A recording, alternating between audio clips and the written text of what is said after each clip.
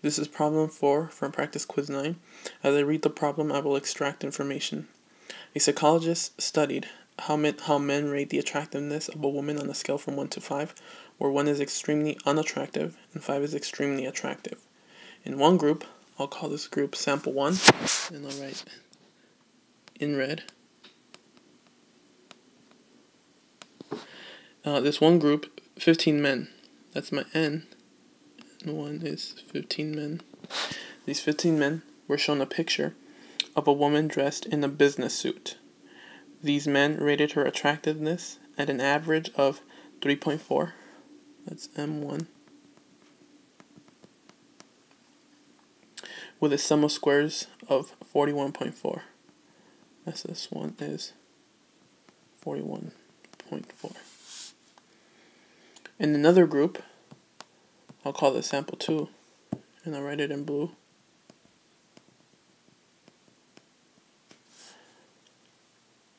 "15 men," again, and for group 2 is 15.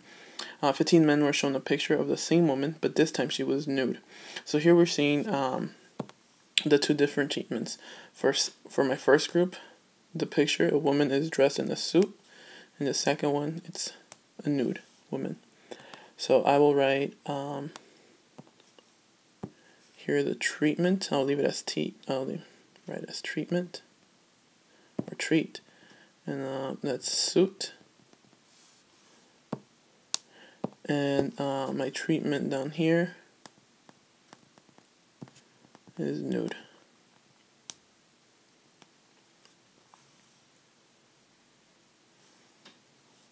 Let's see.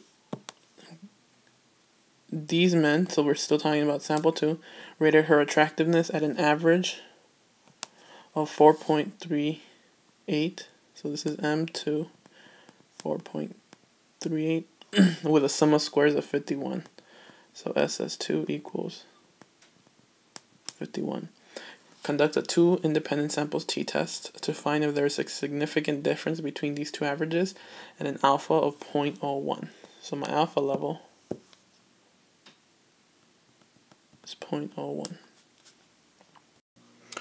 Part B asks us to find the standard error of the t-graph.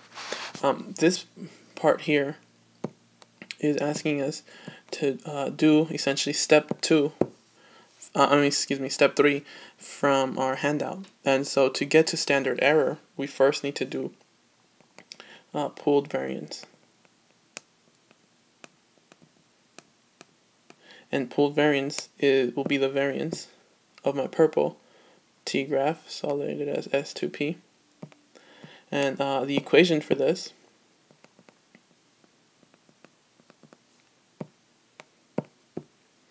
is SS1 DF1 SS2 and DF2. So my equation for this is SS1 plus SS2 over DF1 plus DF2. I then just substitute in everything from everything that I know. I know that my SS1 is 41.4. My DF1 should be 14, because what I do is take my N, which is 15, and subtract 1, which gives me 14, and then my SS2 is 51, and my DF2 is also 14. This should come out to 3.3. Finally, the next part is the actual standard error equation. And my standard error equation, I write standard error as S, M1 minus M2 equals square root of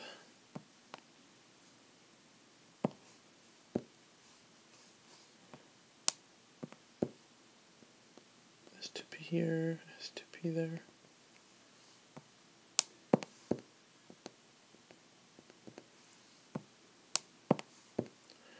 N1 here,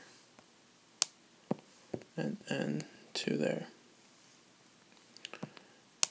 And so my plugging everything else in, I know that S2P, we said is 3.3.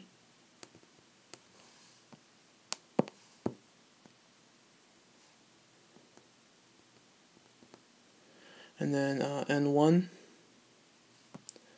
is 15. N2 is also 15.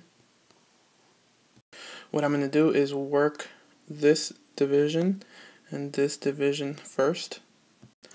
And so 3.3 divided by 15, that gives me 0.22. On the other side, 3.3 divided by 15 also gives me 0.22. Adding those two together, I should get 0.44. And so the square root of 0.44 is 0.66. And so this here is my standard error. Part C asks, calculate M1's t-value. Show your work. I went ahead and left our standard error here, 0.66, that we just calculated, because we will need it. The equation to calculate M1's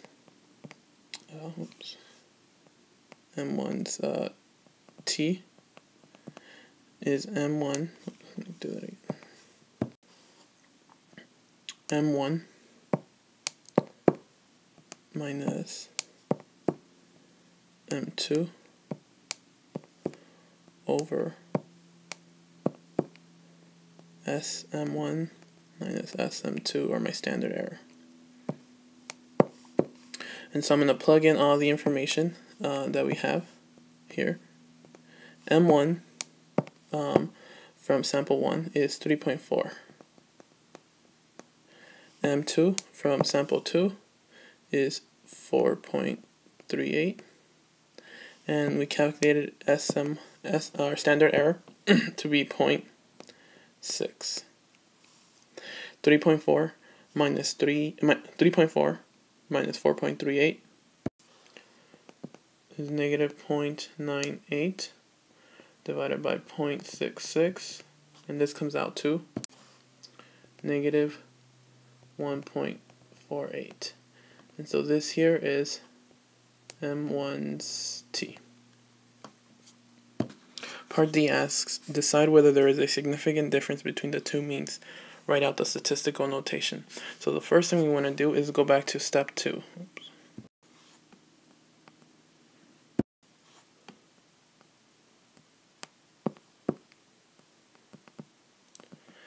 Because we need to know the alpha and the critical region.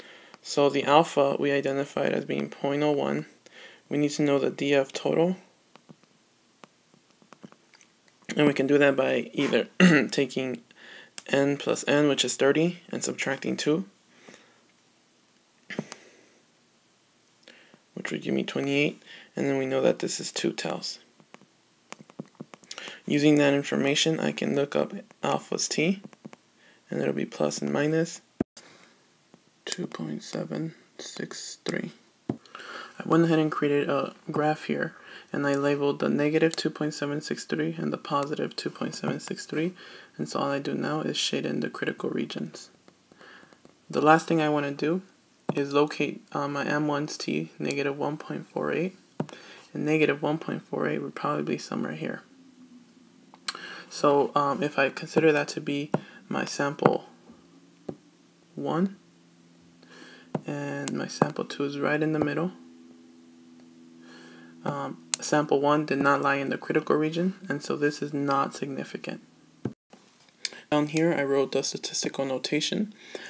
In the first parentheses I write my DF total, which we said is 28. In this here we write the M1's t, which we said is negative 1.48. The very last blank is 0.01, our alpha, and since this is not significant, p is greater.